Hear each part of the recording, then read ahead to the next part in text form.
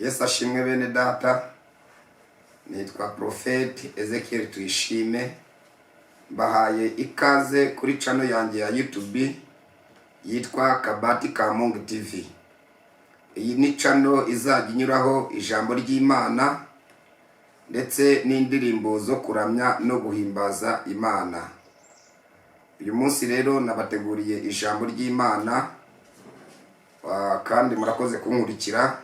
Reka tubanze dusenge Imana hanyuma tuganire ku ijambo ry'Imana. Turagushimiye Data wa twese uri mu ijuru, ubwami bwawe nibuze, icyo ushaka kibo mu isi nkuko kibo mu ijuru. Tugushimiye uyu mwanya mwiza duhaye, kandi uhe umugisha umuntu wese ukunda ndetse akanakurikirana ijambo ryawe, rimuhembure mu buryo bw'ubugingo ndetse no mu buryo bw'umubiri, rigira rimukura ndetse naho rimugeza. Ndamusenge mu izina rya Data twese n'iry'Umwana n'iry'Umwuka wera, amen. Bene data rero reka tuganire ku ijambo ry'Imana dusanga mu gitabo cya mbere cya Samweli gice cya 11 ku murongo wa mbere kugeza 4. Turataruka dusome ku murongo wa 9, aho dusanga insanganyamatsiko cyangwa intego ivuga ngo Uwiteka agutabare mu maboko y'abakurusha ubushobozi. Reka dusome mu izina rya Yesu Kristo. Hanyuma Nahashi Umwamoni arazamuka agerereza ahateganye n'Abiyabeshi Galiyadi. Abiyabeshi bose baramubwira bati, dusezerane isezerano maze tuzagukorere.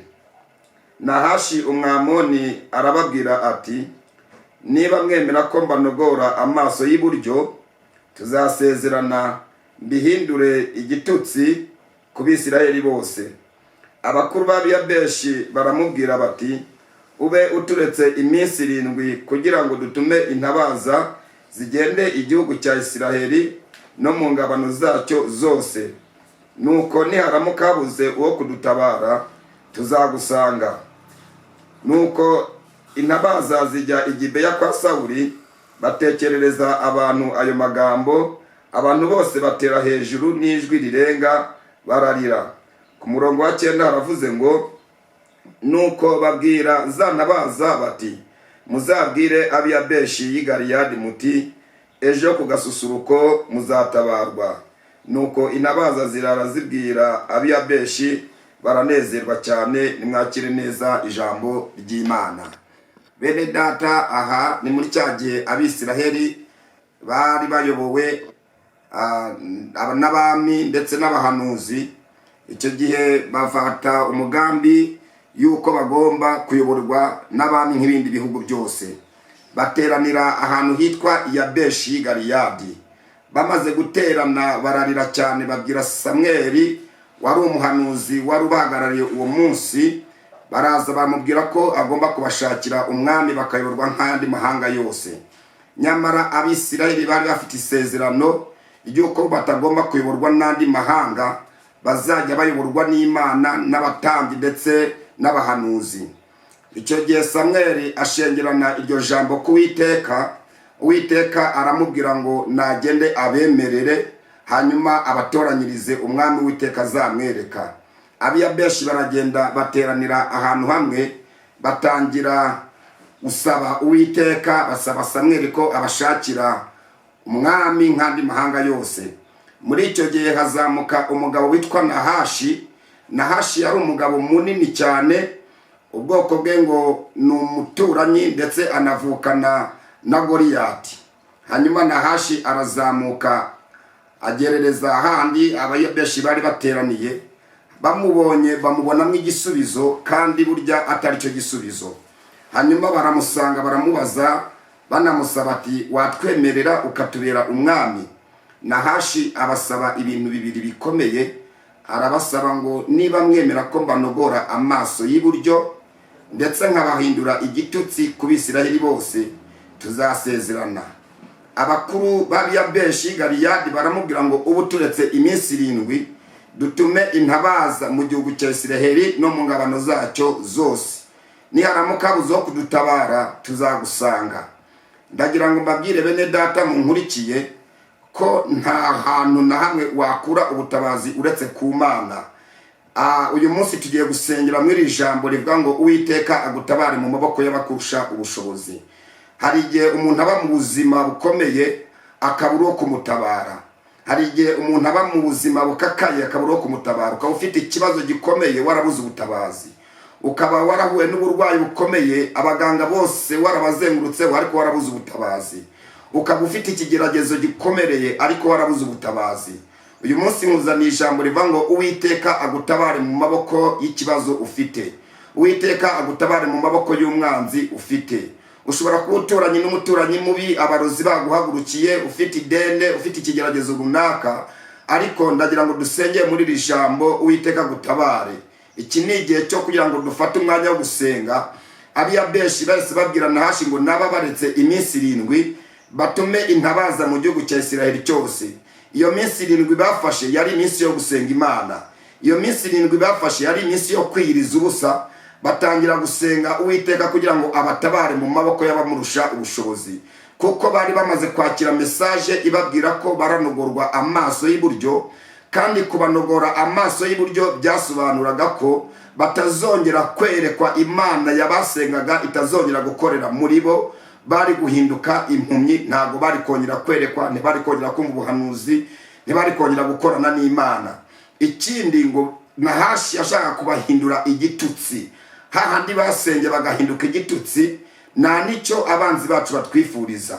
Umwanzi wacu atwifuriza ko useba, umwanzi wawe akwifuriza ko uhura n'ikibazo akakubona wababaye, akakubona wasebye urimo uri kurira, akakubona buryo uri umushomeri, akakubona uri watanye n'umugore cyangwa watanye n'umugabo, akakubona abana bakunaniye, bakakubona bagutereje cyamunara. Icyo nicyo abanzi bacu batwifuriza.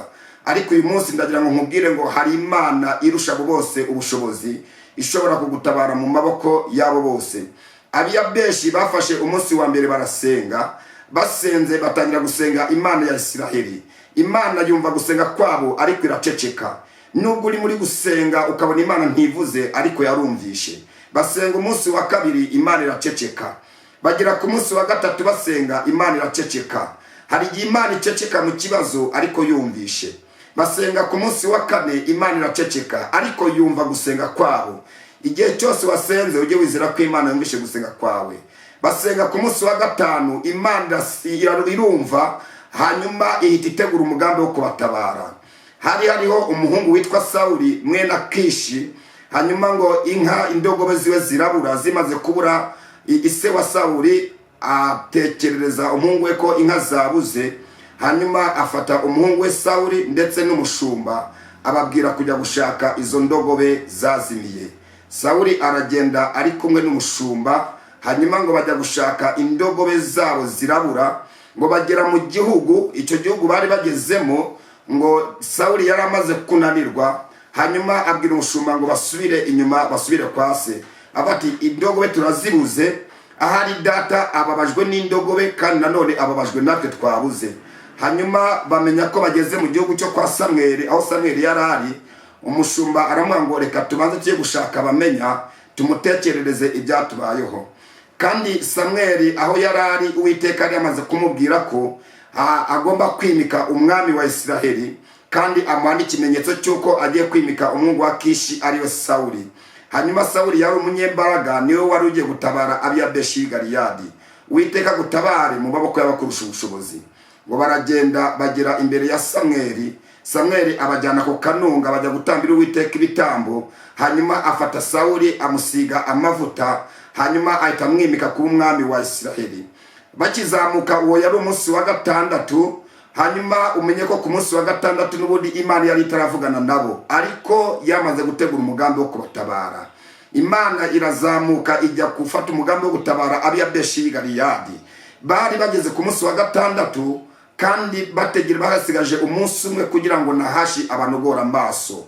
Hanyuma Samweli azamukana na Sawuli, bahingukira hahandi Abiyabeshi Galiyadi bari, asanga barimo bari kurira, asanga bafite ibibazo. Bageze ku munsi wa gatandatu, kandi bafite isezerano basezeranye na Nahashi ko ku munsi wa karindwi azabanogora amaso. Hanyuma ngo Sawuli ngo ababaza ibyabaye, bamutekerereza iby'Abiyabeshi Galiyadi.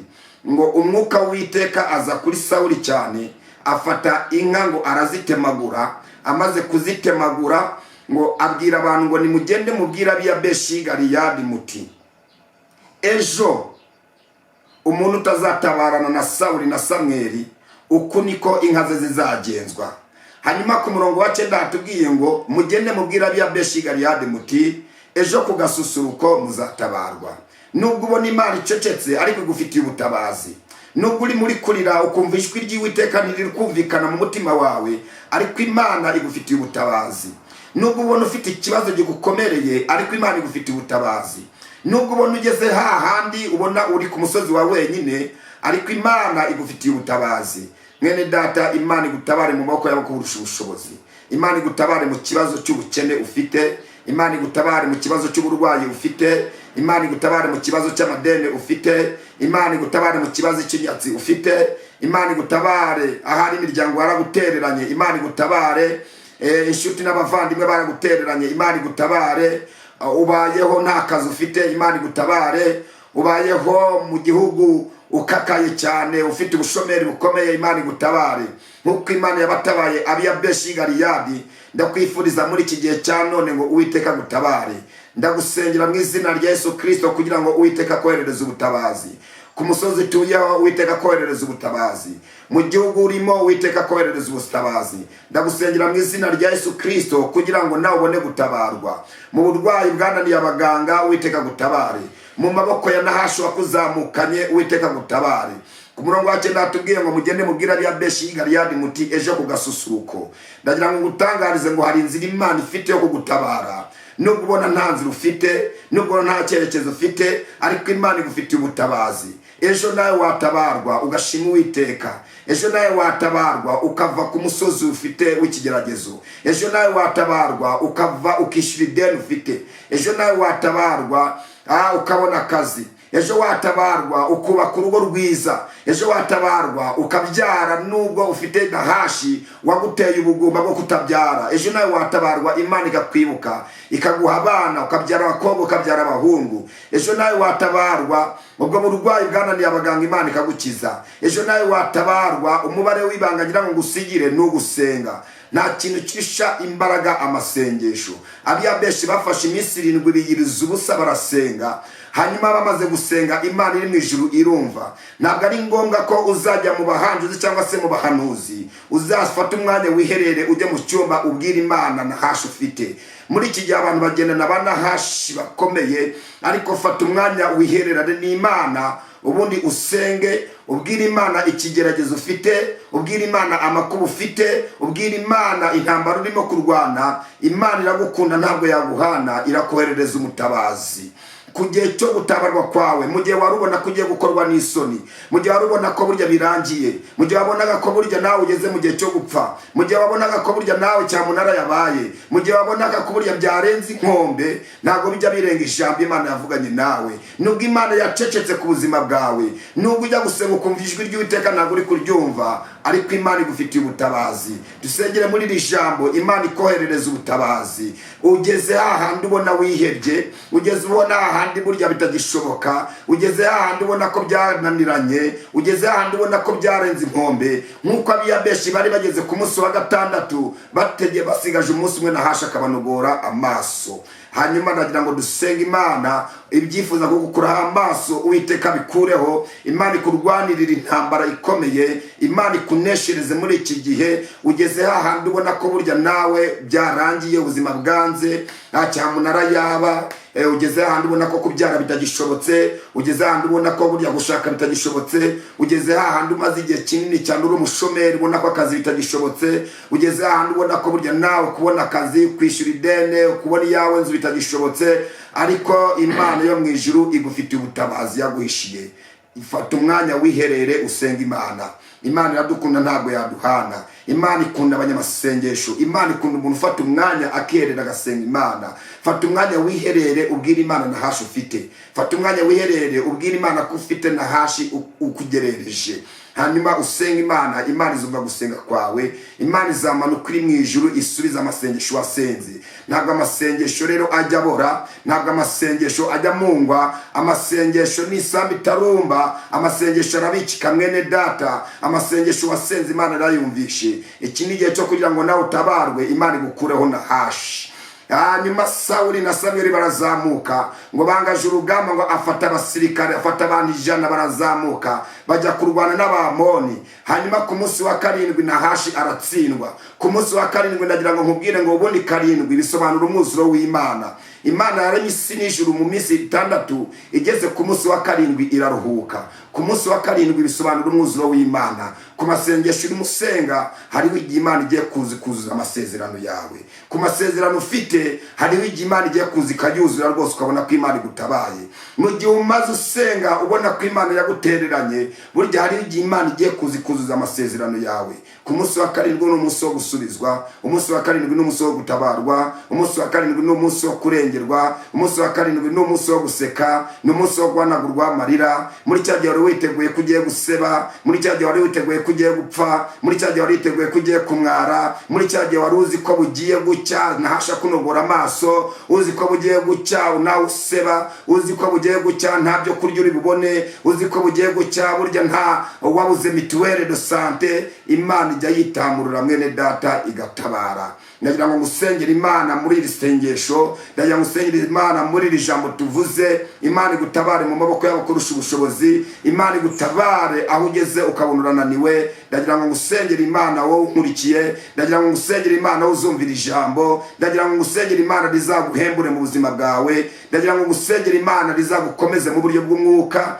ndagira ngo musengere Imana rizagukomeze mu buryo bw'umubiri. Iri jambo rizagira aho rigukura naho rikugeza. Nahashi kugerereje, Nahashi ushaka kunogora amaso, Nahashi ushaka kuseba, Nahashi ushaka kurira, Nahashi ushaka ko ibimaro bigufata, Nahashi ushaka kutabyara, Nahashi ushaka kudashaka, Nahashi ushaka kutabona akazi, Nahashi ushaka kudatera imbere, Nahashi ushaka kutabona inzu nk'uko abandi bazibona, Nahashi ushaka kutabona perime, Nahashi ushaka kutabona ibyiza byose. Ndagira ngo musengere Imana, Imana igukureho Nahashi muri iki gihe. Iki ni igihe Imana ishaka gukuraho Nahashi. Ufata umwanya wiherere usenge, ufata umwanya wiherere ubwira Imana ko Nahashi akugerereje. Dugira abanahashi benshi baturembeje, ariko iki ni igihe cyo kugira ngo Imana igukureho Nahashi. Tugira abanahashi bifuza ko duseba, ndagira ngo dusenge Imana. Hanyuma Sawuli arazamuka mu mwuka w'Iteka muzaho cyane. Ku munsi wa 7 yangaje urugamba, aragenda rwana n'Abamoni arabatsinda. Abiyabeshi baranezerwa nk'uko yari yabasezeranyije.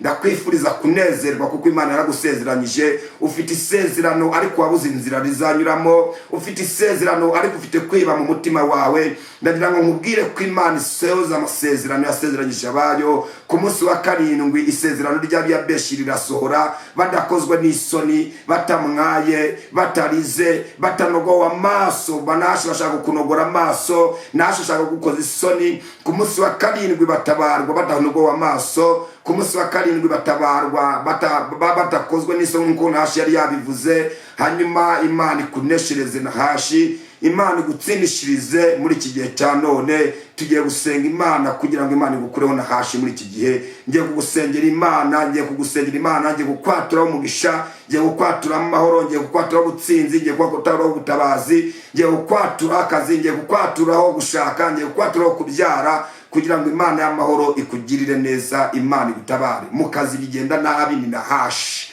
mu rugo rwawe bigenda nabi ni Nahashi. Ndagira ngo dusengane Imana. Nawe ufate umwanya kandi nyuma yo kumvira itangazo dukoye muri Bibiliya, nyuma yo kumvira itangazo usomye muri Samweli wa mbere, nawe ufata akanya. Burya haracyariho ibindi byiringiro, niko Yobu yavuze ko igiti cyatemwa cyongera kigashibuka. Haracyariho ibindi byiringiro, nubwo ubona ibyiringiro byabikamye, ariko haracyariho ibindi byiringiro. Iyo igiti cyongeye kikumva amazi, burya kirongera kikanezererwa kandi kikagira amashami meza y'itonome. haracyari ibindi byiringiro mwene data yuko ubuzima bwawe bwakongera bukagenda neza. Haracyari ibindi byiringiro mwene data yuko nawe wasubira mu kazi nubwo bakwirukanye, nubwo akazi ufite n'ingambanye, ufite nahashi mu kazi, ufite abakugambanira mu kazi, ufite abifuza kukavamo, ufite abifuza kupoteza akazi. Ariko ndakwifuriza muri aka kanya kugira ngo dusenganire ijambo, dusenganire isengesho. Imana igukureho nahashi mu kazi urimo, Imana ikure nahashi mu rugo rwawe. Ushobora kuba ubanye nabi n'umugabo, ushobora kuba ufite abana bananiranye, ushobora kuba ufite abana nahashi yanogoye amaso, bibera mu businzi, bibera mu by'isi. Ariko uyu munsi Imana yagukureho nahashi, ukanezezwa n'umugore, ukanezezwa n'umugabo, ukanezezwa n'abana, ukanezezwa n'urushako, mu kazi ukanezerwa, mu buzima bwawe ukanezerwa. Imana ikakugirira neza. Ndagira ngo dusengane rero muri aka kanya. Imana igukureho nahashi, nanjye kujya gusengera Imana igukureho nahashi. Abya benshi baranezerwa cyane kuko bari bamaze kubona ubutabazi, kuko bari bamaze kubona Sawuli. Ndakwifuriza kugira ngo Imana igwe Sawuli. Sawuli ni umuntu w'umumaro ku buzima bwawe, Sawuli ni umuntu w'umumaro ku buzima bwacu. Wowe wasenze, wowe wamutanye n'Imana, ukabwira Imana, abakuru bagisha inama Imana mu kibazo ufite cyose, gisha Imana inama. Abakuru babiya benshi baravuze ngo buturetse iminsi 7 babanza kujya kugisha inama Imana. Imana ibemeza gusenga. Imana ikwemeza ugikore. Imana nikwemeza gusenga usenge. Imana nikwemeza kujya mu cyumba ukiherera n'Imana usenge. Imana nikwemeza icyo kwemeza, kuko tugira ijambo ry'Imana ryarambwiye ngo tugira abantu babiri bari mu mitima yacu. Umwe arakunda undi agoma, ariko umuntu ukunda nakwemeza gusenga usenge. Umuntu ukunda nakwemeza kuririmba uririmbe. Umuntu ukunda nakwemeza kujya mu butayu usenge kugira ngo Imana igutabare. Ngiye kugusengera Imana rero. Imana iguha umugisha kubwo kunkurikira, Imana iguha umugisha kubwo gufata akanya tugasengana Imana. Waba uyibonye nonaha, waba uzayibona mu gihe kizaza, ukumva ko ufite nahashi, uzafata umwanya usenge kuko Imana iginesha. Imana ikuneshereze muri iki gihe. Ngiye kugusengera Imana kugira ngo igukureho nahashi. Ngiye gusengera Imana kugira ngo ikurwanirire. Ukwezi kwa gatatu Imana igukureho nahashi. Umwaka 2025 Imana igukureho nahashi. Ndakwifuriza kubona Imana. Imana nizamure Sawuli ku buzima bwawe. Sawuli agufasha urugamba. Imana nigo umuntu ugufasha urugamba. Imana nigo umuntu ugusengera. Imana nigo umuntu ugutabara mu kibazo ufite nahashi yazamutse. Imana nigo Sawuli ku buzima bwawe. Imana nigo umuntu ugutabara. Imana nigo umuntu ugufasha gusenga. Imana nigo umuntu kurengera. Imana nigo umuntu umenya ko washonje. Imana nigo umuntu umenya ko wambaye ubusa. Imana nigo umuntu umenya ko uburya wiza ariko nta kazi. Imana nigo umuntu umenya ko umushomeri. Imana nigo umuntu umenya ko urwaye ufite ikigeragezo cy'uburwayi. Imana iguhagurukirize Sawuli ku buzima bwawe. Imana iguhagurukirize Sawuli mu rugo rwawe. Imana iguhagurukirize Sawuli ku bana bawe. Imana iguhagurukirize Sawuli mu kazi kawe. Imana iguhagurukirize Sawuli mu burwayi ufite. Imana iguhagurukirize Sawuli mu rugo rwawe. Imana iguhagurukirize Sawuli mu buzima bwawe. Imana iguhagurukiriza umuntu w'umumaro. Imana iguhagurukiriza umuntu w'umumaro ugufasha gusenga. Imana iguhagurukiriza umuntu w'umumaro umenya ikibazo ufite. Haleluya, haleluya. Imana iguhagurukiriza umuntu umenya ko buryo uri umushomeri. Imana iguha umuntu uvuga ku izina ryawe. Imana iguha umuntu uvuga ku izina ryawe. Tugiye gusengana Imana, ariko sari umuntu w'umumaro. Imana iguha umuntu w'umumaro. Imana iguha umuntu w'umumaro uzakwitaho, uzakugaburira, uzakwambika, uzaguhesha akazi, uzakunaga mu kidendezi. Imana iguha umuntu uzagufataga gusengera Imana. Imana iguze n'umuntu w'umumaro kuri nahashi ufite. Imana iguze n'umuntu ukurwanira, ugufasha kurwana urwo rugamba. Reka dusengane Imana. Imana iguha umugisha kubwo kunkurikira. Imana iguha umugisha wo turi kumwe. Imana iguha umugisha bazadukurikira bose. Imana iguha umugisha wo uzahemburwa n'iri jambo. Imana iguha umugisha kandi kwifuriza ngo Imana niguha umuntu w'umumaro. Imana niguha umuntu w'umumaro uzamenya ikibazo we kakurwanirira. Imana nihaguruke ku buzima bwawe. Imana nihaguruke ku mibereho yawe. Reka dusenge Imana muri aka kanya. Urakoze Imana niguha umugisha. Urakoze kubwa kanya ufashe ukaba ugiye gusenga Imana, ukerana n'Imana. Ndakwifuriza ngo ufata kanya usenge ku kigeragezo ufite, ihererana n'Imana. Imana yaguha umuntu w'umumaro. Saba Imana umuntu w'umumaro. Saba Imana isibura inzira zawe zafunzwe. Saba Imana isibura amarembo yawe yafunzwe. Saba Imana isibure akazi kawe kafunzwe. Tugiye gusenga. Ndagushimiye Data twese uri mu ijuru. Ndagushimiye nsengeye muri iri jambo. Iri jambo rihembura umuntu wese mu izina ryawe uzaryumva. Kurana hashi ku bwoko bwawe. Kurana hashi ku bamama. Kurana hashi ku bagabo. Kurana hashi ku basore n'abakobwa. Kurana hashi mu kazi. Kurana hashi mu rugo. Umuntu wese ukurikije ijambo umuha umugisha. Ndatura umugisha ku bantu badukurikiye. Abarwayi bakize mu izina rya Yesu Kristo. Mbisenze mu izina rya Data twese n'iry'Imana n'iry'Umwuka wera. Amen. Imana nibaha umugisha. tuzasubira ubutaha. Shalom shalom, ndabakunda. Amen.